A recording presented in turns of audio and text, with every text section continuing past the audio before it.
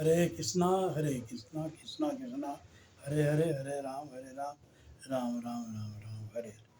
हर परिस्थिति में भक्त पर भगवान की कृपा बनी रहती है, चाहे सुख हो और दुख हो। एक बार की घटना है, सिक्स भगवान श्री कृष्ण माँ जसोदा की गोद में सोए हुए थे और अचानक बड़बड़ाने लगे, लक्ष्मण धनुष लाओ, रावण का वध करना है।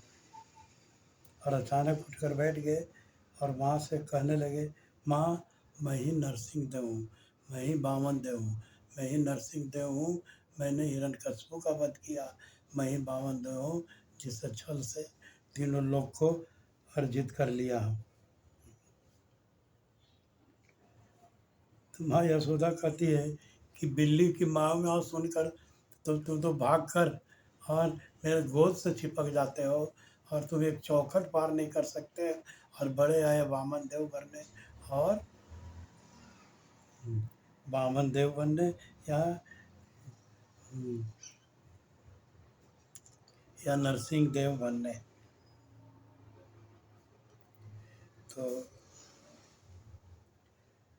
ब्रह्मा जी कहते हैं, ततून कंपा सुहान भिक्षानी सुस्मिनाक्षानी उजमानते वहां तक कीर्ति। एक भक्त प्रतिक्षण भगवान की कृपा को ही देखता है, अनुकंपा की कामना करता है।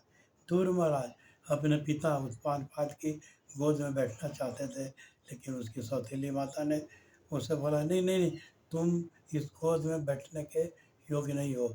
इस गोद में बैठने के लिए तुम्हें मेरे कोख से जन्म लेना पड़ेगा। और दूसरी पत्नी के मुंह में उत्पाद ने भी ध्रुव का तिरस्कार किया और उसे गोद से उतार दिया, और रोते रोते अपनी माँ सुरुचि के पास गया और बोला, माँ मेरे साथ है।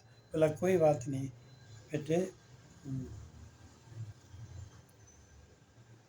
कि लक्ष्मी वर्मा सब भगवान की ही कृपा पात्र हैं, और तुम भी जाओ और भगवान की गोद की कामना करो। इस उपेक्षा से ध्रुव महाराज के जीवन को बदल दिया। नहीं तो क्या होता अगर उसे क्या होता है, राज्य के उत्तराधिकारी बनते और वर्षों तक ऐश्वर्य की कामना करते, लेकिन उन्हें जो भगवान की भक्ति प्राप्त हुई नहीं होता। तो ऋषि नारद के निर्देश पर भगवान की स्तुति करने लगे ध्रुव महाराज, और भगवान की कृपा प्राप्त हुई। भगवान जब प्रकट हुए तो उन्होंने बोला कि ध्रुव तुम्हें क्या चाहिए, जो मांगो, सारे संसार का ऐश्वर्य वगैरह सब कुछ चाहिए दे दे। लेकिन उसने कहा कि नहीं भगवान, मैं तो कांच की कामना करने आया था, लेकिन मुझे अनमोल बुद्धि मिली। लेकिन चूंकि उसने एक बार भौतिक कामना था, उसके मन में भौतिक कामना था, तो जैसी इच्छा होती है भक्त की, भगवान दूसरी तरह से पूरा करते हैं। तो उसे राज्यपाठ करने का भी वरदान दिए, और उसके बाद उसकी भक्ति से इतने प्रसन्न हो गए कि उसे ध्रुव लोक का स्वामी बना दिया।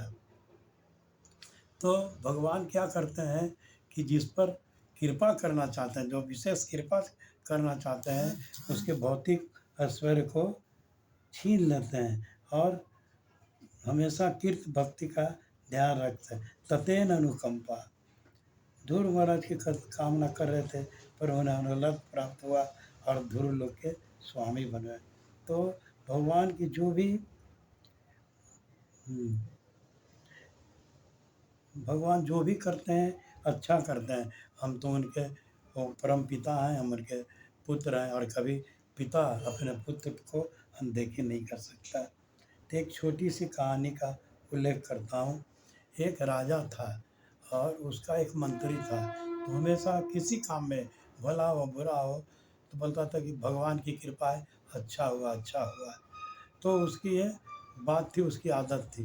तो एक बार क्या हुआ, उस राजा की उंगली कट गई और उसने अपने प्रिय मंत्री को बुलाया, और देखो ना मंत्री, मेरी उंगली कट गया।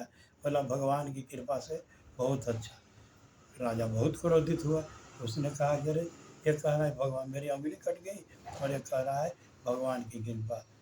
तो उसके बाद की घटना क्या है कि राजा शिकार खेलने गया, और वहाँ के वनवासियों को क्या होता है, बलि की प्रथा होती है। अपनी भद्रकाली देवी को प्रसन्न करने के लिए बलि का जो बढ़िया सुंदर देखने में, जिसका अंग छंग भंग न हो, ऐसे व्यक्ति की खोज करते हैं। तो राजा उन्हें बहुत ही उपयुक्त व्यक्ति लगा और उन्हें पकड़ के ले गए। लेकिन उनकी विधि थी कि जिस व्यक्ति का बलि देना होता था उसका सूक्ष्म निरीक्षण करते थे। तो सूक्ष्म निरीक्षण करने पर पाया कि इसकी तो उंगली कटी है। बोले अरे अरे, ये हमारे योग्य नहीं। उसे मार पीट कर भगा दिए। और जब आया तो बहुत खुश हुआ, मंत्री को बुलाया, अरे मंत्री, तुम्हारे बात से तुम्हारे बात से मैं बच गया, नहीं तो आज तो मेरी उंगली कटी थी, मेरा सर कट जाता। लेकिन बोला मंत्री, मुझे एक बात समझ नहीं आई, लेकिन जब तुम्हें मैं कैद कर दिया, बंदी बना दिया, तो भी तुमने कहा कि भगवान की कृपा से बहुत अच्छा। बोले महाराज, अगर आपकी उंगली कट जाती, मैं नहीं ऐसा कहता, तो आप शिकार में मुझे साथ में ले जाते और क्या होता, उस दिन मेरी बलि चढ़ जाती, क्योंकि आप तो बच जाते, आपकी उंगली कटी थी और मैं बलि चढ़ जाता। तो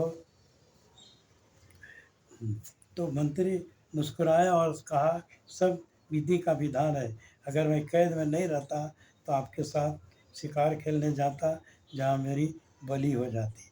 प्रत्येक स्थिति में कृष्ण कृपा सदैव हम पर बनी रहती है। हरे कृष्णा।